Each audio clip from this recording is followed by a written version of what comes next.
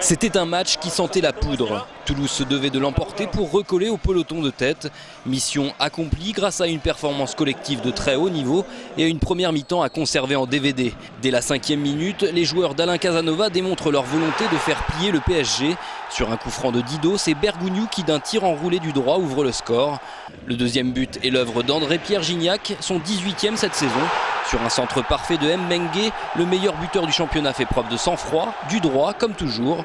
Les Toulousains sont euphoriques. Sur un corner astucieusement joué par Didot, c'est au tour de Sissoko d'envoyer un missile dans la lucarne de Landreau.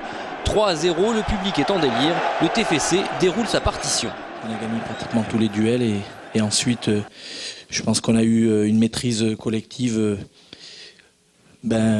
très intéressante. Sur cette première mi-temps, il n'y a rien à dire. On était vraiment au top.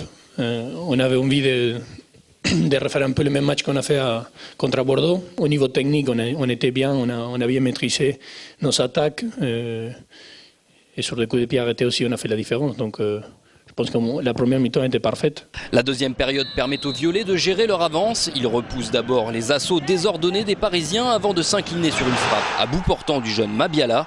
À partir de ce moment, les Toulousains reprennent leur marche en avant et c'est l'international norvégien Braathen qui vient corser l'addition. Toulouse s'affirme comme une valeur sûre de ce championnat. 4e à 4 points du leader lyonnais, tous les espoirs sont permis en cette fin de saison.